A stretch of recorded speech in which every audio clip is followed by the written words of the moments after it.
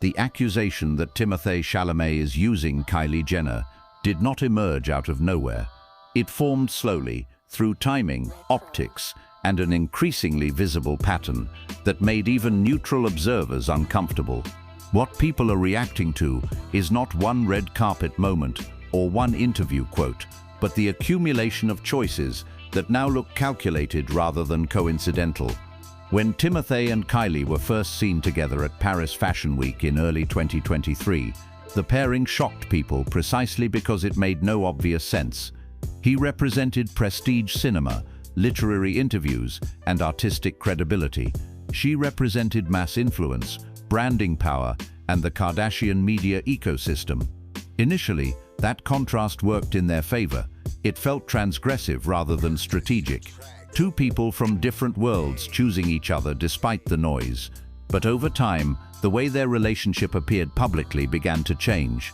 For much of 2024 and early 2025, the couple maintained an unusually low profile. They avoided interviews together. They skipped obvious PR moments. This restraint was interpreted as maturity, even protection. When breakup rumors surfaced during long stretches of silence, they were dismissed as routine speculation. The assumption was that if Timothée truly cared about his image, he would never allow himself to be visibly entangled with the Kardashian machine during critical career moments. That assumption did not survive December 2025. The Marty Supreme premiere in Los Angeles marked a turning point. After months of near invisibility as a couple, Timothée and Kylie reappeared suddenly, not subtly, but aggressively styled. Matching neon orange leather outfits, coordinated timing, cameras waiting. The appearance was impossible to misread. This was not two people quietly supporting each other. This was a moment designed to dominate headlines. And that is where the cynicism set in. Industry observers immediately questioned the timing. Marty Supreme was not tracking strongly. Early buzz labeled it niche, even underwhelming. The film needed attention. What it got instead was a viral red carpet moment that had nothing to do with the movie itself. Kylie Jenner's presence guaranteed press coverage that a standard premiere would not have achieved.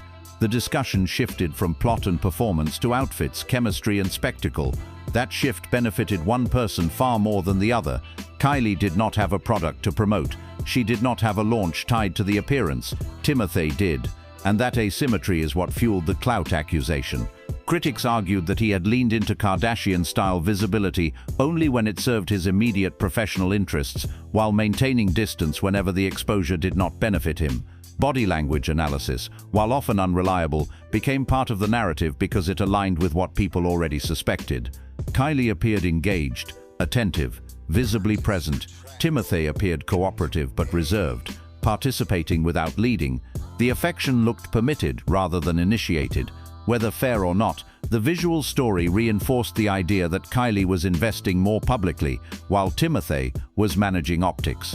That perception hardened after his December Vogue profile. When asked about Kylie, Timothée declined to engage entirely.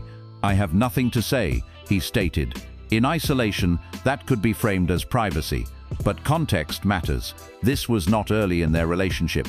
This was nearly 2 years in, after multiple public appearances, after benefiting from the attention her presence generated. To many, the refusal did not read as principled. It read as selective distance. The criticism was simple. He wanted the visibility without the association. From that point forward, the language shifted from private to strategic.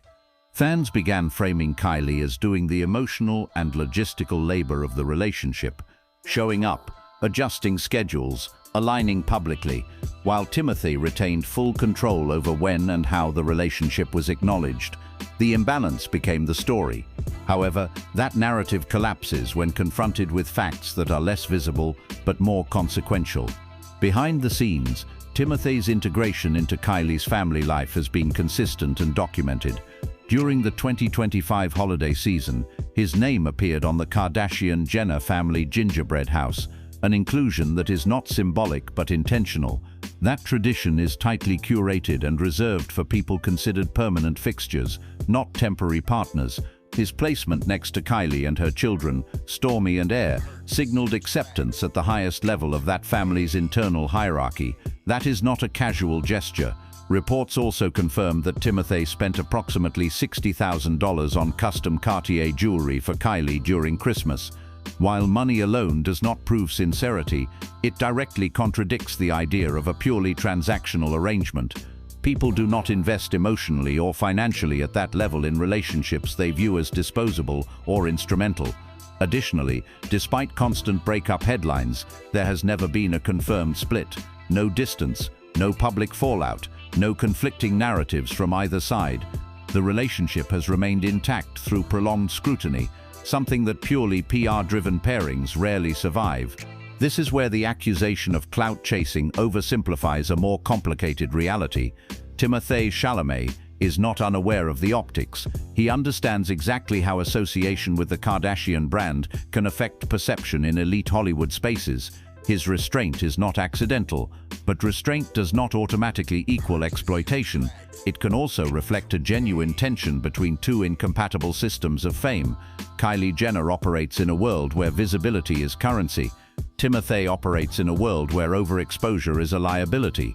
Their relationship exists at the intersection of those two realities. When they surface publicly, it will always look strategic because the stakes are high. That does not mean the relationship itself is fake. What people are reacting to is discomfort, not deception. They are uncomfortable watching a prestige actor navigate mass celebrity without fully committing to either rejecting it or embracing it. They are uncomfortable seeing Kylie Jenner invest publicly in someone who refuses to narrate the relationship on equal terms. That discomfort turns into suspicion, but suspicion is not evidence.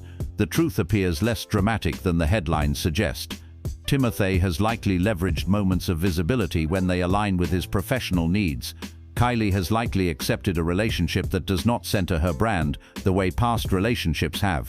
Both things can be true without either person being manipulative. The relationship survives because privately, it works in ways the public cannot fully access. What the audience sees are carefully timed appearances and calculated silences. What they do not see are shared holidays, family integration, financial gestures, and consistency over time. Those are harder to monetize as narratives, so they receive less attention. The accusation that Timothée is using Kylie persists because it fits a clean story: prestige feeding off influence, art feeding off clout. But real relationships rarely follow clean scripts. This one appears to exist in tension, not performance, and that tension is exactly why it keeps being misunderstood, until one of them definitively walks away. The most accurate conclusion is also the least satisfying. This is not a PR stunt, nor is it a fairy tale. It is a real relationship operating under incompatible fame economies, where every public move is scrutinized and every silence is misinterpreted. The clout accusation says more about how audiences interpret power than about what is actually happening between them.